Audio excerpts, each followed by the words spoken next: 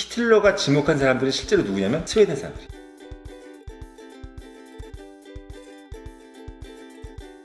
독일 히틀러가 그 아리안족이라 그래가지고 독일 사람들 중에서 머리가 이제 노랗고 코가 오똑하고 이제 팔다리가 긴 사람들을 이제 우리가 이 독일 민족이다 하지만 실제 독일에 가보면 그런 사람들이 별로 없어요. 히틀러가 지목한 사람들은 실제로 누구냐면 스웨덴 사람들. 매우 신체적으로 야 인간이 참 멋있구나, 야, 사람이 정말 다비드상이구나 이런 느낌. 이렇게 진행되는 게 또 스웨덴입니다. 근데 사실 그게 왜 그렇게 된 줄 아십니까? 예뻐지기 위해선 고통이 필요하다. 이 얘기가 무슨 얘기냐면 스웨덴 사람을 두고 하는 얘기입니다. 북구 사람들. 왜?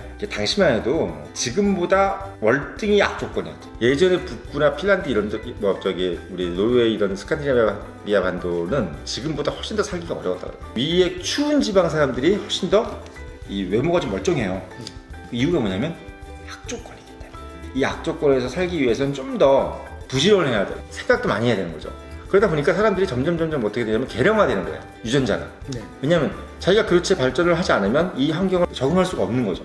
스웨덴이라는 나라가 그렇게 어떤 실용적인 국민들이 될 수 있었던 것들 중에 하나가, 아마 큰 요인 중에 하나가 악조건의 환경이 아니었겠나. 스웨덴이라는 나라가 가지고 있는 이미지는 인간을 개발한다는 것에 대해서 상당히 관심이 많은 국가인 것 같아요. 제가 봤을 때 당연히 교육이 우선순위가 되겠죠. 네. 상당히 우선순위. 그래서 재밌는 게 지금 유럽이 하고 있는 사회주의 있잖아요. 그 경제 민주화라고 우리도 좀 얘기하지만 이 사회주의라는 걸 해가지고 유일하게 지금 성장하고 있는 나라가 스웨덴이에요. 다른 나라들은 보면 복지해주고 막 이러면 다 막 썩어 문드러지잖아요. 막 뭐 더 달라 그러고 막 프랑스도 막 노란 조끼네 뭐네 해서 지금 막 다 때려부시고 막 그러는데 스웨덴은 그보다 더 심하게 사회주의를 하는데도 발전해. 그러니까 사람들 자체의 마인드가 나라가 이게 돈을 주니까 내가 그냥 뭐 대충 살아야지라는 생각을 하지 않는 거죠. 그래서 스웨덴 같은 경우 지금 기본소득이라는 걸 주잖아요. 한국도 그걸 좀 따라하려고 하는데 우리가 하면 되게 위험하다는 이유가 뭐냐면 스웨덴하고 우리하고 차이가 큰 게 가지고 있는 기본적인 성장 마인드셋이 틀려. 진짜 성장 마인드셋은 뭐냐면 자기 자신을 위해서 하는 겁니다. 근데 아까 보면은 그것이 조금 완비된 나라가 아닌가. 사회주의라는 것이 돼 있고 이미 나라에서 기본소득같이 뭐 한 몇백만 원 주는데도 그걸 주는 건 주는 거고 난 내가 돈을 벌 거야. 왜? 나의 자아의 성장을 위해서. 그리고 정치인이나 이런 사람들 막 진짜 거의 뭐 보좌관도 한 명도 없이 다니고. 그리고 유명하잖아요. 그거 뭐 주차장 같은 거, 국회 주차장 같은 데 보면 다 돈 내고 있고 막. 뭐 딱지되면 그냥 네 죄송합니다 뭐 이러고 자전거 타고 다니고. 다 스웨덴이에요 거기가. 한마디로 얘기하면 본질에 충실한 거죠. 되게 본질에. 국회의원은 왜 필요하지? 국회의원은 입법을 하기 위해서. 그럼 넌 그것만 해. 왜 뭐 다른 거 뭐 하려고 그래? 왜 뭐 전화해서 뭐 청탁하고 뭐 강원랜드 청탁하고 이런 게 없는 거죠. 그래서 어떻게 보면 우리가 대한민국 보수가 왜 이렇게 지금 힘드냐면 그런 어떤 본질적인 보수가 돼야 되는 거죠. 실제로 얘기하면 야 우리가 본질에 충실하자 이런 것들을 했었어야지. 우리 한국 보수라는 것이 소위 얘기해서 지금 뭐 홍준표 씨나 이런 분처럼 막 그냥 술 취한 척하고 이게 아니라 그게 아니라 어떻게 보면 어떤 게 돼야 되냐면 진짜 그 본질에 충실해야 되는 거야. 우리가 왜 성장해야 되지? 여기에 대한 답을 못 내는 거예요. 그러니까 자꾸 우리가 소위 얘기해서 이제 뭐 좌파라고 그러기 뭐하지만 이 약간 레프트 쪽에 있는 사람들의 공격을 받는 이유가 뭐냐면 당신들 성장하려고 이거 너 먹고 너 잘 살려고 하는 거 아니냐. 그거 서로 끼리끼리 모여가지고 서로 이득 주고 이러려고 그러는 거 아니냐는 데서 대한 반론을 제기 못하는 거야.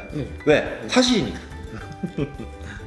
내가 거기에서 대치동 살고 이런 게 너무나 그게 살아야 되기 때문에 사는 게 아니라 보여주려고 산다는 개념이기 때문에. 그 어떻게 보면 우리가 스웨덴한테 배워야 될 부분인 거죠.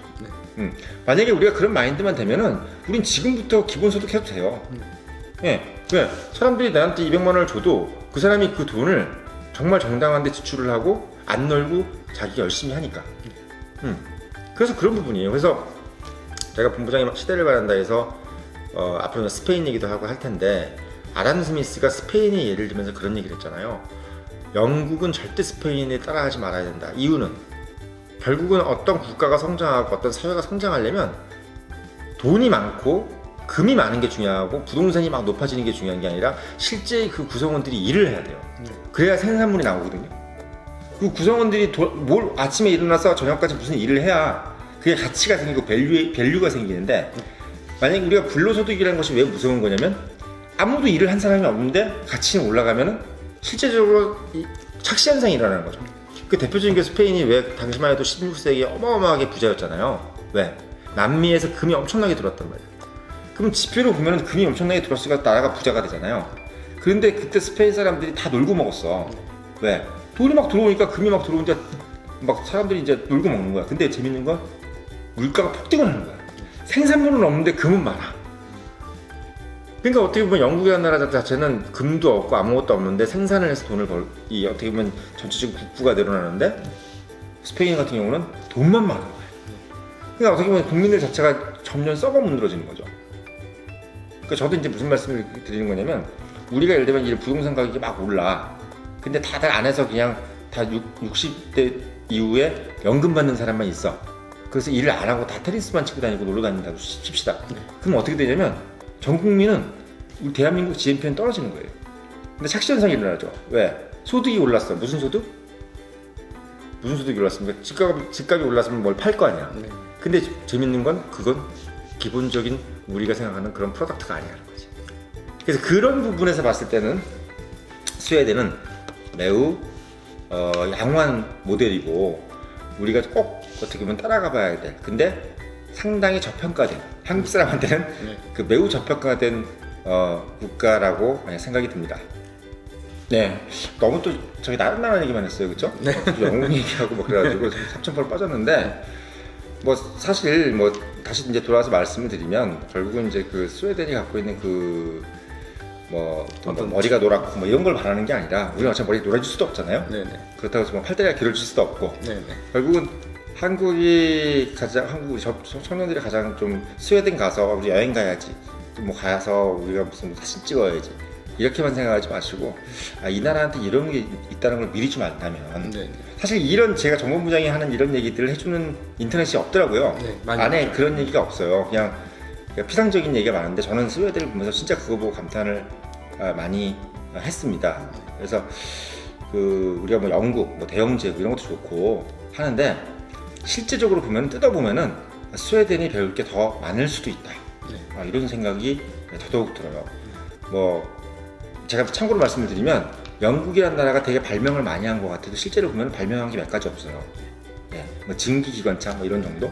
근데 그것도 증기기관차 만들어가지고 별로 그것도 없는데 뭐랄까 실제로 제작하고 이런 것 다 누가 했다? 또 독일이 했어. 네네. 그러니까 영국하고 독일의 공통점은 스웨덴 입장에서 봤을 때 왜 웃기냐면 스웨덴이 봤을 때 이거야. 야 니네들은 도대체 진짜 발명한 게 뭐야? 독일은 그야말로 발명한 게 하나도 없어요. 저도 이제 스웨덴 나라에 대한 그 어떤 사전 지식 같은 게 제일 없었던 것 같아요. 지금까지 중에서 미국, 일본 뭐 이런 중국 하면 갖고 있는 이미지도 있고 그런데 스웨덴은 이미지가 안 떠오르더라고요.